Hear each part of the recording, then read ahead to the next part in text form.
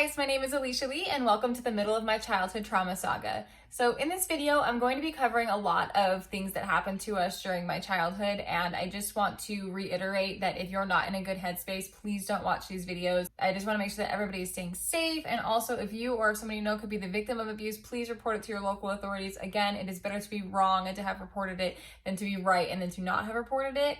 Also, if you haven't watched the beginning part 1 and part 2, make sure you go watch those first. I'll make sure I link them down in the description below, because if you don't, you're gonna have no idea what's going on.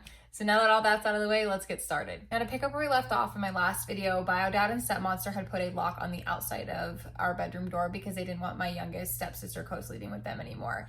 And that's not the only door that they put a lock on while I was growing up. Another one they put a lock on was our pantry. And they told us that it was because we were eating too much. My second youngest stepsister, they kept saying she was overweight and that's why they were doing it. And my bio dad blamed a lot of it on my stepmonster's kids, and he would just say all the time that they ate too much food and that's why he was doing that, and that's why none of us got to eat, because they needed to monitor it because the kids would just sit and eat and eat and eat. And honestly, looking back, like we weren't, them and us, like we weren't eating a lot. We were just kids, like we were hungry. So we ate, I mean, as kids do. It's not anything unusual. It's not like an obsessive amount. It's not like we were binging on food. We were just eating because we were hungry. And they realized that, yeah, it's a little bit more expensive to feed 6 kids instead of feeding 3 kids.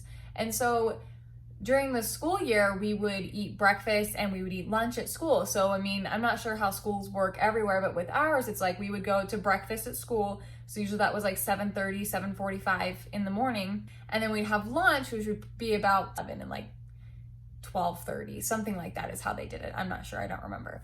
And so we would eat lunch at school. And then after that, we wouldn't eat anything else for the rest of the day. Like even once we got home, we weren't allowed to have snacks because their lock would be on the pantry and my bio dad and stepmonster would be gone, they'd be at work. And so we just didn't eat. And that's a really long time to go without eating. And I've had people comment like on my TikToks that I've made about this, being like, oh, they just didn't want you to like spoil your dinner. Well, I just want to say, like, they didn't make us dinner. They didn't cook us dinner. It's not like they were worried about us eating too much food so we wouldn't want the meal that they were going to make for us. That's not what happened. They would finish up work probably about 5:30, 6 o'clock. They would go out to eat at a restaurant and they would come home maybe 7 o'clock, 8 o'clock at night, whenever they got done doing their whole thing. And they would unlock the pantry and we could make ramen or spaghetti or just anything that we could kind of make for ourselves. They would let us take that out. They did cook dinner every once in a blue moon. Like every once in a while, I feel like they would just get on this kick where they would want to eat at home. And so they would cook dinner. But even then, that wasn't until way late in the day when they decided they were gonna come home.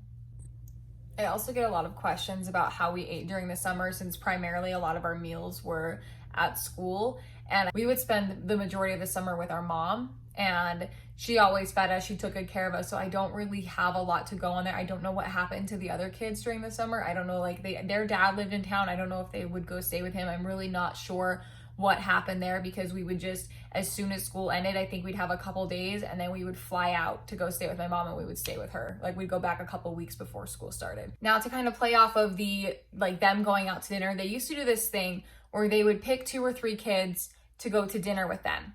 And it wasn't a reward. It wasn't a we took turns, we alternated kind of thing. It wasn't like that. I know that some of you have commented on like the TikTok that I made about this, saying that you take one kid and they have like a mommy and me day or a daddy and me day and you go do this stuff, but everybody gets a turn. And that's what's different about this.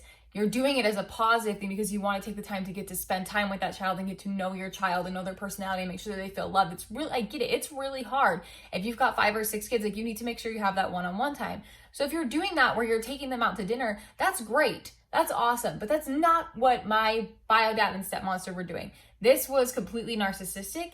It was gaslighting. It was manipulation. It was abuse. It was, I'm going to have you all sit in a room and I'm going to talk about all the negative things that some kids did, the positive things some kids did, and like pit you against each other so we can manipulate you and take you out to dinner with us. And then the others get to stay home and fend for themselves. And it's not like they provided food for somebody else. It was when we get back, we'll unlock the pantry.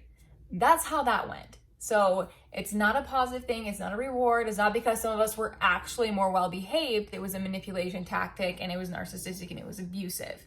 So as much as I hate to say it, I got to go a lot. And the reason I got to go a lot was because then I would owe them something.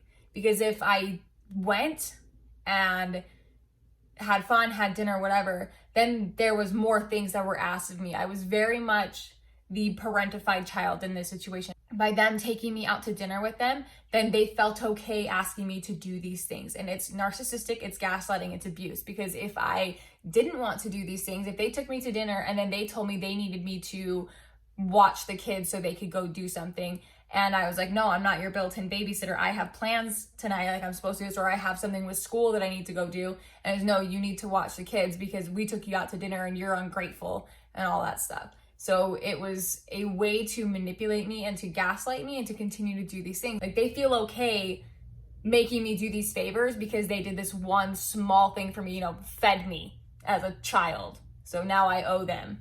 They do one thing for me, I do 25 things for them. This is also when the alienation process started. So obviously you can tell with the pantry lock going on the door and my bio dad claiming that it's because of her kids and because they're eating too much, and because my youngest stepsister or second youngest stepsister is overweight, that's why they're doing it. They need to control what they're eating and all this stuff because they're binging. Like, yeah, that's going to cause some resentment because now we're all hungry and we're believing whatever he says. And so there was a lot of tension. I mean, like, I wish I could say that throughout the entire time, like, I took care of them and I was a hero and I was so selfless and all this stuff, but that would be false. It's not true. That's not how it was. I mean, I was 14 at this point. So yeah, there's a lot of resentment. There's a lot of resentment where I want to go and hang out with my friends and I can't because I need to stay home and watch her kids. And it's the same thing with my twin sister. Like, we would call ourselves their built-in babysitters and their built-in maid because we would do all of these things for them and take care of these kids and not be able to just go be kids. To continue on with this like whole alienation thing that was going on, something that really sticks out in my mind is school clothes shopping. And this still really infuriates me to this day because my stepmonster was taking money that my bio mom was sending to us for child support and using that on her kids because her ex-husband didn't pay child support. So she would use that money to go buy her kids Kohl's and Buckle and, Forever Young, all this other stuff. Like, she would take them to the mall and go buy their school clothes. And they would get a lot of stuff, like at least 7 new outfits to wear to school. I mean, all of these things, each of them, they would get all this stuff to go wear. And then she would take us and she would take us to Walmart or to Ross, or we'd go to like the DI. And I mean, like, Ross is one of my favorite stores. I go there all the time now. But even then, it wasn't like we were getting 7 new outfits. It was like 1 pair of jeans, a couple shirts, and we got 1 pair of shoes for the entire school year. And that's really frustrating when she's taking her kids and she's going and spending all this money on getting them all this new stuff. And then she's taking us, and it's like, now after the school year started and everything, our living situation kind of changed a little bit. So in our house, we had like the upstairs and then we had the basement, and my bio dad was finishing the basement downstairs and making it into bedrooms for all of us. So eventually we all did get our own rooms. And what happened was he finished my stepbrother's room, he moved downstairs, and then my twin sister's room was unfinished, but she and I moved down into that room too and slept like on a twin mattress on the floor in the unfinished bedroom. The 2 younger step siblings stayed in their room upstairs, the one with the lock on it. And then my youngest bio sister moved into my brother's room that used to be the playroom. Now, after the school year ended, I got my first job. And my bio dad pushed me to get a job because he said that he was working at 14 and I was lazy and I was a piece of crap because I wasn't working. So I need to get a job. Well, when you're 14, 15, like before you're 16 in Utah, you can't get a job really anywhere. So there was this amusement park and you can work that young at this amusement park. So I went and got a job there. Well, shortly after getting this job, they stopped providing necessities for us. So like they stopped buying shampoo and conditioner, they stopped buying tampons, they stopped buying face washes. And again, they could afford it. They just don't want to. They don't want to pay for kids. They want to take their money that they've earned and keep it for themselves. And they just stopped doing that. They just decided that because I had my own job that I was going to support myself as well as my twin sister, and we just weren't going to be paid for anymore. Now that summer where I got my job, our living situation changed again. And it's because my youngest bio sister moved in with my biological mom out of state. And I know that some of you are watching this and you're like, because bio dad is so controlling, and you know that from my other videos, and he didn't want my mom to have custody of any of us. Well, during the divorce and everything, my youngest bio sister always wanted to live with my mom. She's a total mommy's girl, and that's who she just wanted to be with. She was my mom's mini-me. They had like a really great relationship, and so it was really hard for her when my bio dad got custody. And so I think she was about 12 at the time. He finally let her go, and it's because her and stepmonster didn't get along. My stepmonster bullied her like crazy. She was super mean to her. And my bio dad, he used to say all the time, especially during my parents' divorce, that my youngest bio sister wasn't his kid and that my mom cheated on him because she doesn't look like the rest of us. Like, she's blue-eyed and blonde-haired, and obviously all the rest of us are brunette and brown-eyed. So he claims that. I mean, basic genetics will tell you that it is possible, because my grandparents both had blue eyes on both my mom's side and my bio dad's side. So do with that what you will. But their relationship was never great to begin with, and she finally went to go live with her. I know that a lot of you have questions, and you've commented on one of my TikToks where I said that my youngest bio sister sent me the link to Utah's definition of defamation of character. So you know that she's still in contact with my bio dad, and a lot of you have said like, oh, like what can we do to save her? She doesn't need to be saved. She's choosing to be there. We cannot change her mind. She has a very loving family out here with us, and she is choosing to stay with him because she is making some life choices that my parents have put up with for many years and finally have decided they won't put up with them anymore. And he is stepping in and playing the good guy because my bio mom and my adopted dad are not.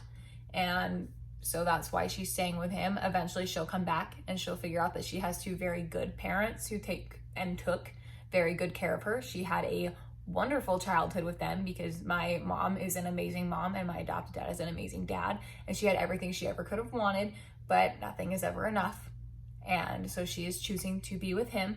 And that's her choice right now, and she's alienated herself from us, and that's kind of all I'm going to go into on that.